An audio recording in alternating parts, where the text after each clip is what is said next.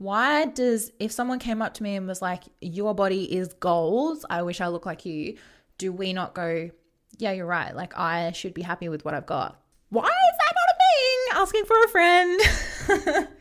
Somebody do therapy with me.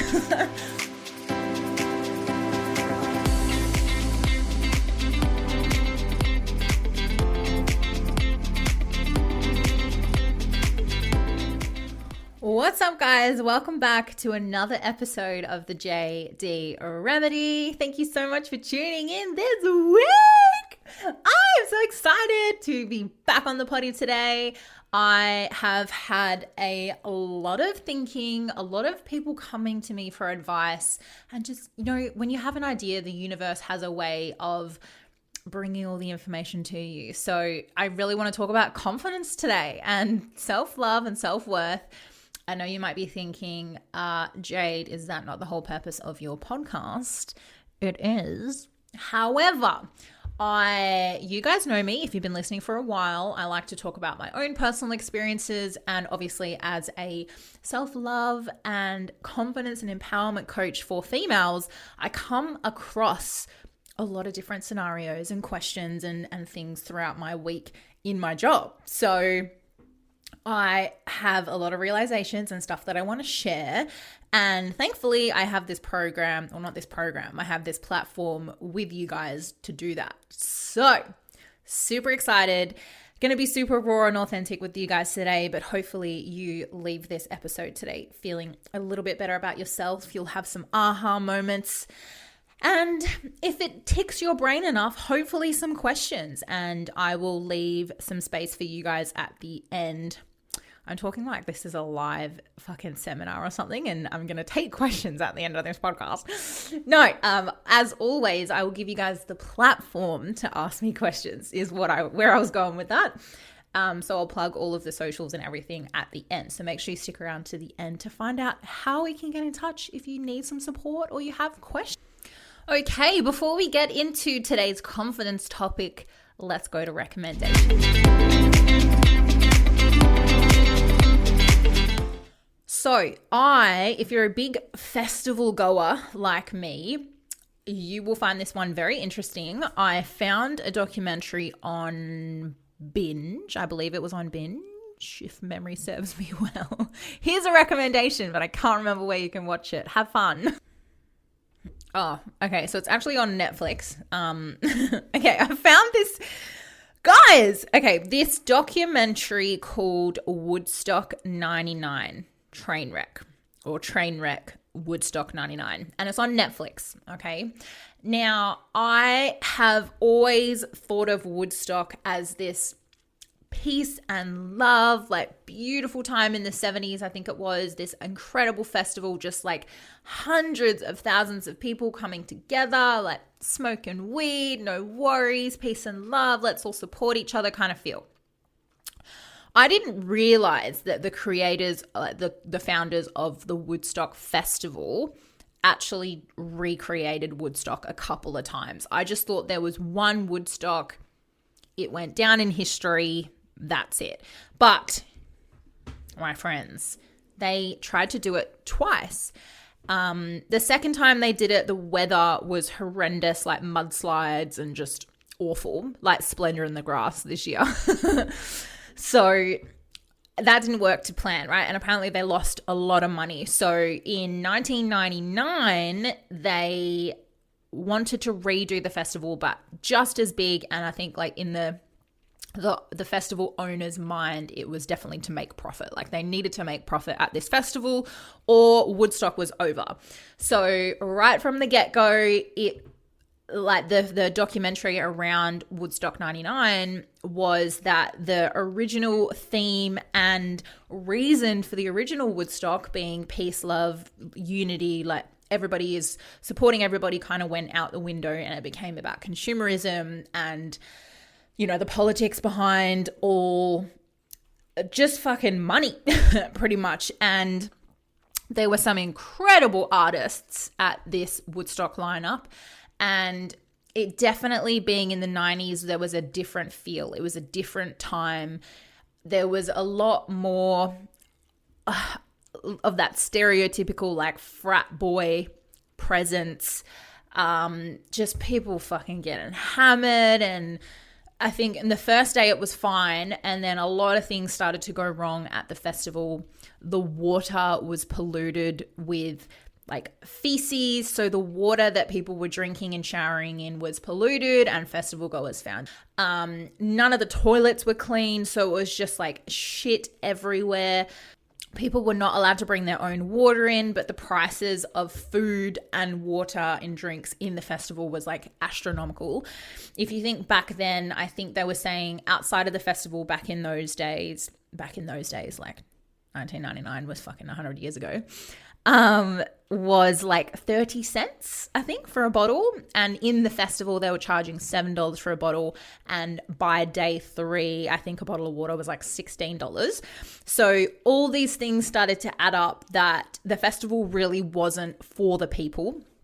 It wasn't about peace, love, unity, bringing everyone together for the love of music. It was, or at least the festival goers felt like they were being fucking taken advantage of. Like, I'm taking them for a ride. I'm taking them for all their money. Let's just get as much money out of these kids, literal kids, like as much as we can by the end of this weekend.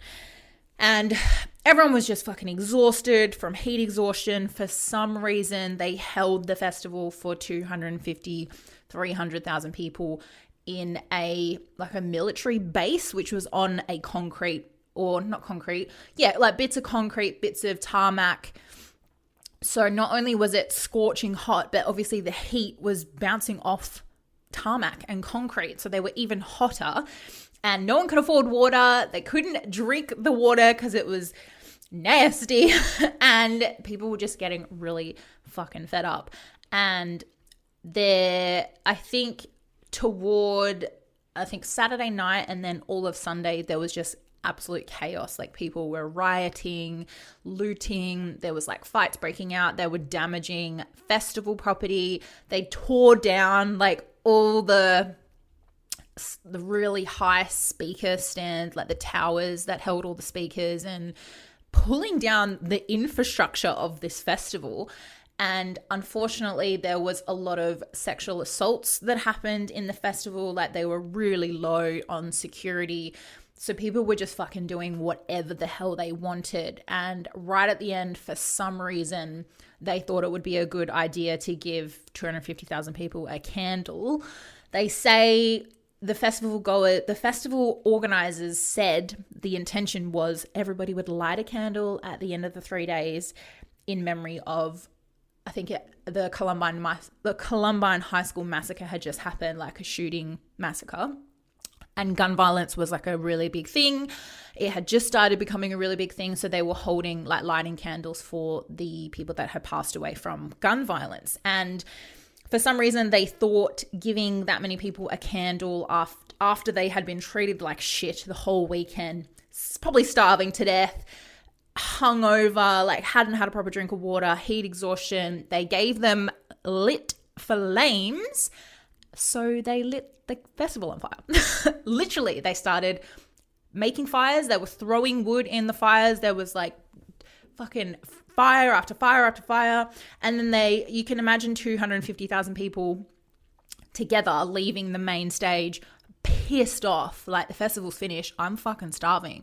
I haven't had a proper drink. Like, fuck this festival. It's all about consumerism. Like, fuck this. This is not the proper Woodstock. And they started rioting. Like, they went to all of the stalls where they were selling merch, artists, CDs and t-shirts and stuff like that. And they were rampaging these poor stalls, like stealing everything. They got to the ATMs. They were like ripping ATMs apart. They were burning everything. They were pulling down the walls of the festivals. And the staff had to barricade themselves in the office because they were scared of what was going to happen to them. It looked like the apocalypse, like they were zombies climbing the infrastructure and like tearing shit down. And it took like the police with batons and shields to come in to break it up. But I can understand. I've been to like 3-day weekend festivals. Like, I've been to Tomorrowland, and it's the most organized, well looked after facility I've ever been to. So I can imagine being at a 3-day festival, just not being able to afford food, not being able to afford water, but then the free water is contaminated. Like you get real grumpy when you haven't eaten properly. You get grumpy when you're exhausted from the heat. Like I can imagine. And they were saying it was just like a pack mentality, like people that would never be violent in their life because they were put through these conditions and everybody around them was rioting. They were like, fuck it, I'm going to riot with them. So 250,000 people like left the main stage, and you could see it. They just like were coming, the zombie apocalypse, like a field of black darkness. It's just all these people like chanting and throwing shit. Yeah, and the staff barricaded themselves and called the police. And it's sad to think that there obviously a few bad apples have to start that kind of behavior, right? And it gives me so much anxiety watching the footage of people in the mosh pits. Like they were suffocating and getting trampled. Like I know what it's like to be in a really strong mosh where you're getting pulled. Like you can't touch the ground. Like your feet are off the ground and you just have no choice but to follow the swaying direction of the mosh. And the most fucked up thing that made me so sick, and there's footage of it all, is this was a time like, especially for Woodstock, the ideologies of just freedom and free sexuality and all that stuff. So the women there were people walking around naked. The females all had their shirts off. But there were girls on shoulders in the mosh pits and they had their shirts off. And guys were like grabbing their boobs, twisting their nipples. Like girls were trying to body surf or crowd surf and they had their shirts off. And instead of like moving the girl through the mosh pit to like jump the fence at the front, they were like all grabbing her breasts and like pulling her shirt and like just molesting her pretty much, while she had no way of stopping them because she was just crowd surfing. And it just made me fucking sick that people think it's okay to just grab other people's bodies like that just because it's there in front of you does not fucking mean that you can touch it. And I just felt sick watching it, and I was so mad that this shit happens.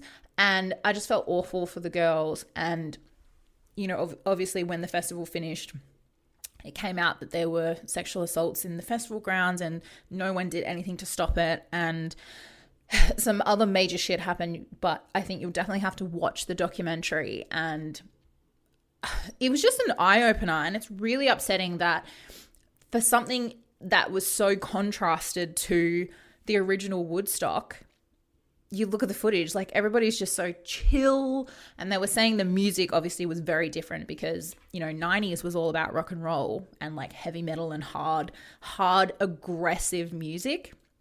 And a lot of the sexualized stuff had started coming out, whereas, you know, 60s and 70s and stuff were way more chill, like acoustic guitar versus electric guitar kind of genres.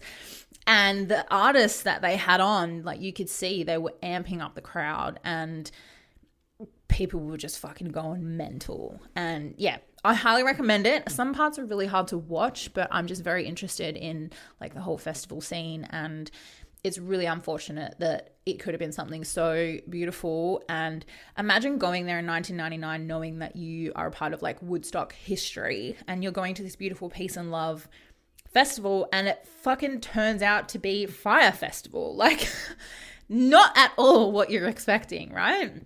So Trainwreck, Woodstock 99 on Netflix. Give it a watch. Let me know what you think. Send me some messages. And yeah, let's get into it. Okay, confidence. As you guys know, I'm a big advocate for self-love and self-worth, and I've been having a lot of conversations recently. And if you didn't listen to last week's episode with Chandra, make sure you do. Just listening to her really inspired me and was really ticking my brain for a whole week afterwards, because as a plus size model and someone that wasn't brought up with a lot of self-love and self-worth ideologies has really turned it around for herself. And to hear her speak about herself and how much she loved herself really just shone empowerment and confidence, and fucking gets me excited, man. It tingles me in all the right places. And I was kind of thinking about our own self-worth issues. Like if someone like Chandra, through everything she's been through to her point in her career, in her life now, can love herself that much, and then every single person looks different, feels different, but it's your mindset that you need to work on. You will never feel confident no matter how much you change your body, no matter how much you morph or filter or inject or whatever you're doing to try and feel beautiful. It's the mindset that you need to change. Otherwise, it's a constant losing battle. It's the constant chase for something that will never be good enough. So you need to change the mindset first and spend the money, spend the time and energy fixing this, fixing the mindset, retraining yourself to fall in love with yourself again. Otherwise, it's a losing battle. It's a constant, endless loop of trying that one more thing, 1 more millimeter on my lip, or I'll need to dye my hair, or 10 more kilos and I'll be happy. Like, it never happens. It never comes. That thirst, that hunger is never met because this isn't fixed. The mind needs to be fixed first. You need to fall in love with yourself. And what does that look like to you? What does self-love look like to you? What does it mean to you? And before you answer that question, it's about understanding why you don't love yourself right now. What has taken that confidence away in the first place? Where has that self-worth gone? Because we're not born insecure. I talk about this all the time. We're not born with insecurities. We're not born doubting ourselves and looking at ourselves in the mirror and going, I don't like that. So where has it come from for you? Who took your confidence away, or what took your confidence away? What situation, what person, what did you watch or read? And until you understand that pattern or what's happened to you up until this point, it's really hard to turn the confidence around or turn it back on. So first, try and understand where has it come from for you? What's happened up until this point, right? So I watch this all the time on social media, and I actually saw this video the other day and I saved it and I might put it on my story. But I saw this video the other day of this girl who was very open and honest about her self-love journey. And she had photos and videos of herself at each point. And, you know, that normal photo of us when we're younger, we have real thin eyebrows, like full makeup, like real young looking. And then she had the voiceovers of, I'm not happy with myself, like maybe I'll just change my hair color and then I'll be happy. And the next photo would be her with different hair color. And she's like, oh, I'm nearly there. Like I just need lip filler and then I'll be happy with myself. Then she gets the lip filler and she's like, oh, nearly there. Like I think I might get my boobs done. I can't remember exactly what she did, but you get the idea. And then I'll lose 5 kilos. And then as soon as I fit in this dress, or as soon as my stomach is flat, then I'll feel better about myself. But unfortunately, I think it's this long, drawn out battle of your mind is the biggest thing, your mindset. Because if you fix something, quote unquote, fix it, it's like a Band-Aid. It's a temporary feeling of satisfaction, like, oh, tick, like I'm one step closer toward that confident being, or whatever the fuck the confident being is. None of us know.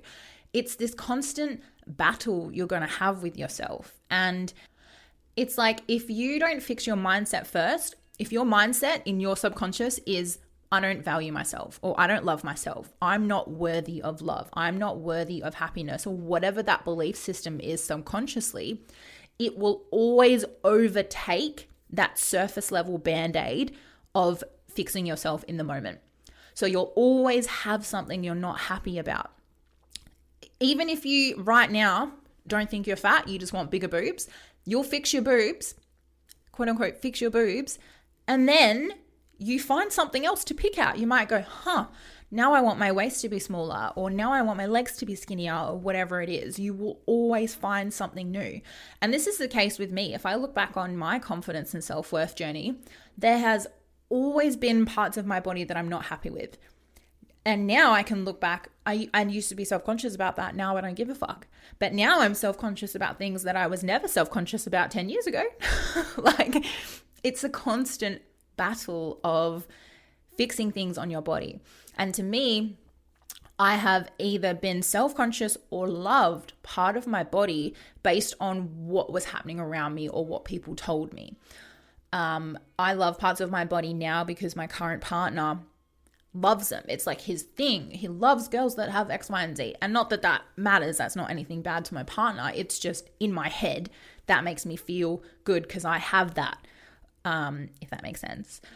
And I never used to be so conscious about my toes until someone pointed out my toes were different, right? And I used to be so self-conscious about the stretch marks on my hips because apparently it's a thing that back then when I was self-conscious about it, I think I was 12, I had stretch marks because I was always the tallest in my group. And stretch marks, honeys, it's fucking skin growing quickly. That's all it is.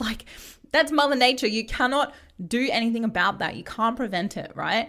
That's all it is. But I never ever saw anyone with stretch marks on their hips. It was a thing for pregnant ladies on their belly. That was my knowledge as a 12-year-old, right? And I remember a family member said to me, I was wearing a crop top or something. And they said, "What's that on your hips?" And I said, "Stretch marks." And they were like, "I thought only pregnant people had stretch marks." And in my head, I was like, okay, so I'm not fucking normal then. That's great. And I was so self-conscious about my hip stretch marks. But now I've got so much other stuff that I worry about.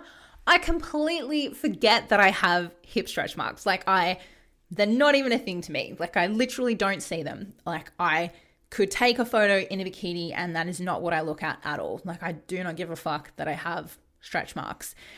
And it's interesting with beauty trends and what's in, what's out. This is why I'm really hesitant for people to change their body, because you're changing your body to suit what's in, what's quote unquote in at the time. What's trendy? Big lips, big bum, small waist, big hips. You are literally doing things to change your body to suit society's standard of beauty or what's trendy at the moment. And so there comes in ebbs and flows where you might feel confident because maybe you have naturally big lips, or maybe you naturally have an hourglass figure. So you're like, fuck yes, I feel confident because I'm on trend. My body is trending right now. And when that goes out of trend, who's the really thin model? Kate Moss? The Kate Moss era of modeling when she was just stick thin, that was a trend. That fucking body was a trend. And it's disgusting that a body type can be a trend. And this is why I think it's so important to work on your mindset, because if you can train yourself to love yourself no matter what other people think, no matter what other people say, no matter what the trends are for bodies, for beauty, then it won't matter, because at the end of the day, you love yourself. Imagine waking up in the morning and just loving yourself. You wear whatever the hell you want to wear. You do your makeup the way you want to do it because that's where you feel most confident. You don't have to do a certain beauty trend because that's what's on trend if it doesn't make you feel like yourself and make you feel happy. Same with hairstyles, hair colors. Trends will always come and go, but confidence shouldn't be a trend.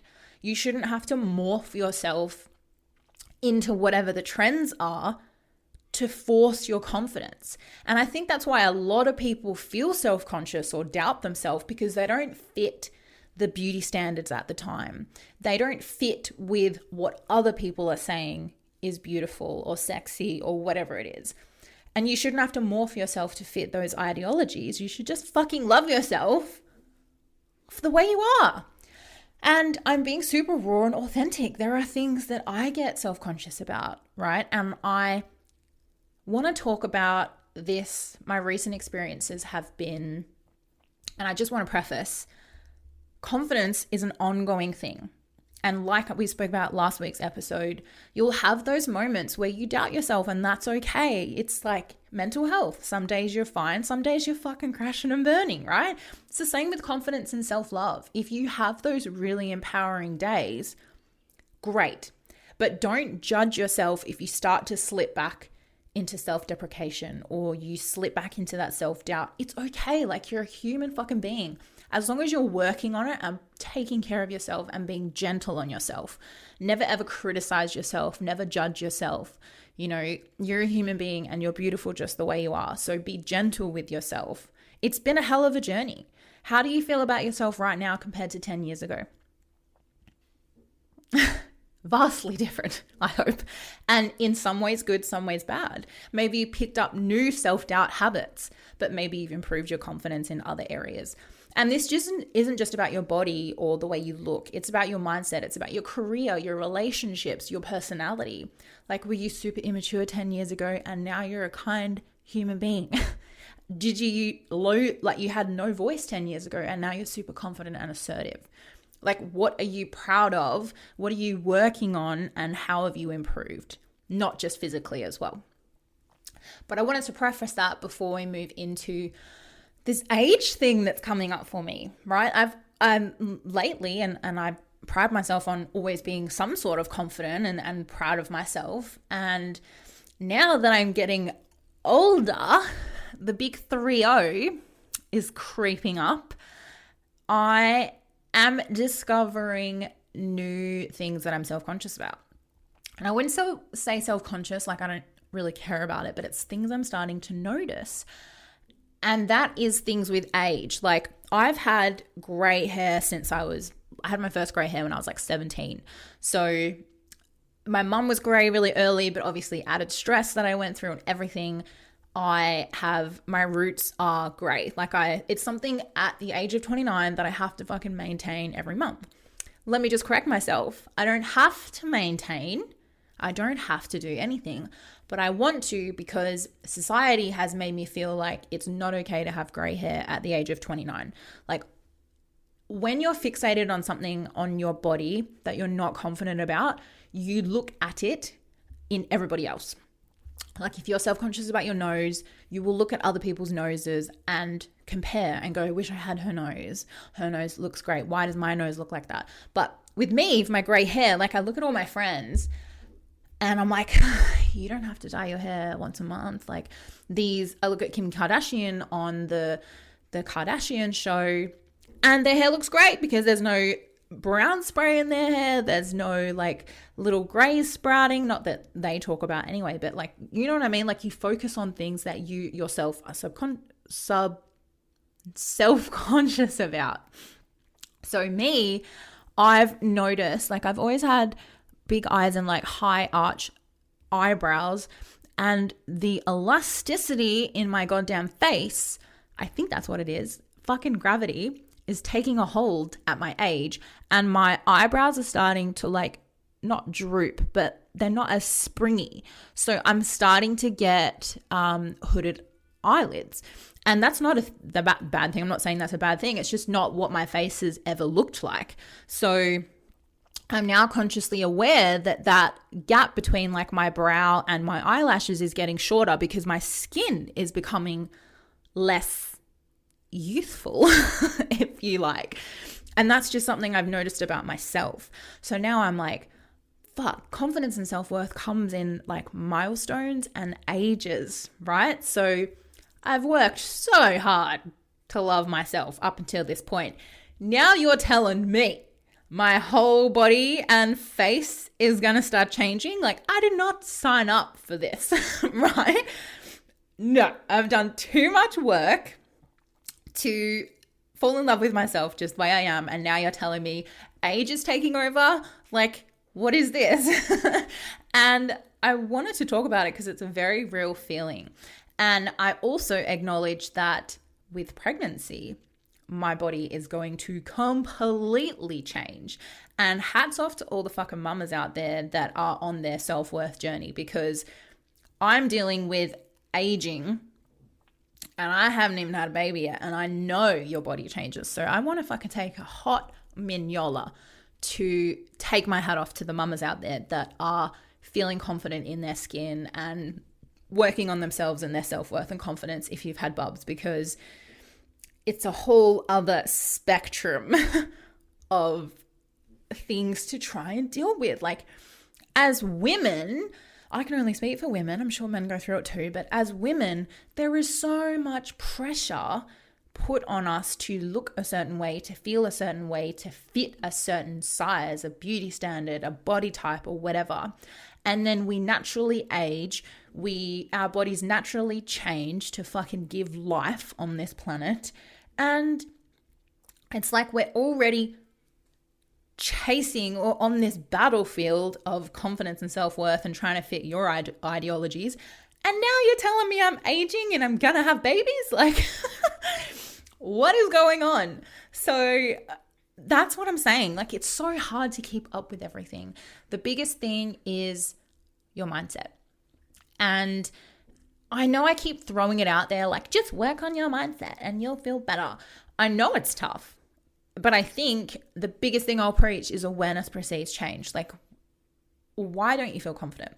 Is it something someone said to you? Is it something you watch on TV? For example, I, for the first time in my life, need to acknowledge that maybe I watch too much The Real Housewives of Beverly Hills because I know they all get Botox and they talk about it openly. Like, it's not a bad thing if you want to do that. And I have always been like, I don't really think I'm going to get Botox. Like, I'm happy to age gracefully, blah, blah, blah. You say that until you fucking go through it, right? Like, I sit there in the mirror now and like pull my eyebrow up slightly, just going, if I get a little bit there, like my eye would sit higher. And that just makes me look fucking 10 years younger from that little bit. Like, and then I go through all of this stuff that people have had done and wonder if it's a possibility. And then I smack myself and go, whoa, like, whoa, we're going down this rabbit hole. And I can see where some people would get addicted to this. And then it's like, if you're not fucking careful, if you don't stop yourself and go, hang on a minute, like, let's spend the time working on the mind, because that's how people go in this fucking, this deep black hole of needing to fix everything to feel happy. And again, do not give a fuck if people get plastic surgery. I do not give a fuck if people have fillers or Botox. I love using filters. I'll say it. Like, there's nothing wrong with using filters. If it makes you feel better, if it makes you feel beautiful, if you feel confident enough to take 100 selfies and post 99 of them, like, get a filter. Like, I am not going to sit here and say everybody needs to be barefaced and feel beautiful. I'm a believer of, everyone deserves to feel confident and happy and feel beautiful. So do whatever it is that makes you feel like that. But let's talk about the fact that it's probably a lot less expensive and long term. Who gives a fuck about the money, right? It's long term. No matter what age you are, no matter what lifestyle milestone you hit, if you had a better mindset, self-worth from deep within, it doesn't matter what life throws at you, aging, giving birth, whatever, you will love yourself no matter what. So it's like the long-term effects of putting your mindset first would be way more beneficial than that short, temporary Band-Aid quick fix. Little something injected here, little lip explosion there, like whatever it is. That was a bit intense. We don't explode our lips, but you know what I'm saying. So yeah, I just wanted to authentically talk about this change that my body is going through. Why you're no elastic? Why my face not elastic anymore? Is that a fucking thing? Like, is that why we age, like the elasticity in our face? See, I don't even know. I just know that it's happening to me and I'm not happy about it. Okay. So how do you fix that? Do I drink more water? Do I go to the gym? Like, what do? I don't have hundreds of dollars to invest in good skincare. I think like, I know what's going to happen anyway, but you know, I'm ready for it. I'm embracing it. But I really, really wanted to jump on today and talk about this. It's something I see all the time. And it's also this circle. Like, if you picture all these women standing in a circle facing forward, like they're chasing each other, kind of. You have a plus size girl and then like normal, whatever fuck normal is. And then like all the way to perhaps someone that's anorexic, and everybody is looking in front of them going, I wish I looked like her. And the person in front is, I wish I looked like her. And it's always, we want what we don't have, or we want what we don't have yet. It's instilled in us from when we were fucking kids. Like, I'm playing with this toy, but that person is enjoying their toy, so I want that toy. Like, why is it the same with our bodies, right? And why is it not enough for, like, just because someone is standing behind you going, I want your body, that doesn't make us love ourselves. Why? Why does, if someone came up to me and was like, your body is gold, I wish I looked like you, do we not go, yeah, you're right, like, I should be happy with what I've got? Why is that not a thing? Asking for a friend. Somebody do therapy with me. What a fucking wise episode, you guys. I love what I think we should really focus on, and it's a skill. Like I always say, we weren't born with self-doubt or insecurity, so they were brought upon us or was taken away from us in some way, shape, or form. We are the only people that are responsible and can take action about how we feel about ourselves and how we think about ourselves. So it is like learning to play a fucking instrument. It's like learning to ride a bike. It takes practice. So what are you doing daily to practice the skill of self-love and confidence? Is it daily affirmations? It's literally training your brain to think that you're beautiful, even though you are. We're tricking our brain and forcing our brain to learn that skill of confidence. So is it daily positive affirmations? Do you say one thing in the morning about what you love about yourself and why you're great? And again, it doesn't always have to be beauty and physical. What do you love about your personality? What are you proud of? It's that positive self-talk, right? I always encourage my clients to do a gratitude list. So what are you grateful for? In my program that I run, I actually do the 100 list, and people get really stuck with it. You have to write 100 things that you're grateful for, and you might bang out the first 50 and then be like, oh, what else am I grateful for? What else do I appreciate that I've overcome or I've done for myself? Blah, blah, blah. You get the idea. And do yourself a favor and do an audit on social media, because that's a lot of where we feed these ideologies from, like the TV shows we watch, the influencers we follow. What information are you feeding your brain subconsciously? So take a good hard look around you. What people are you hanging around with? What environments are you in? What are you reading? What are you watching? What are you listening to? You get the idea. So I would love to hear you guys. Where are you at in your self journey? What have you overcome, and what are you trying to overcome at the moment? And I would love for you guys to, if you're listening to this episode, screenshot it and share it on your Instagram and tag me. Write something that you're proud of. Write something that was an aha moment for you listening to this. What is your biggest takeaway from it? And if you guys want to connect further, I would love to listen to any questions you guys had, or let's just chat. Let's be gals, So jump on my Instagram, which is Jade Delpup Coaching. It'll be in the show notes for you. In there, you will find my link tree, which has everything you need. So my YouTube, the Facebook group that is full of empowered, confident females, if you'd like to join our little gal group. And I would love, if you guys need further support, you're welcome to book a free coaching session with me. So jump in my Instagram link tree and you'll find everything you need in there. But it's been a blast. I'm going to go tell myself I love myself in the mirror. But I will see you guys next week. Bye.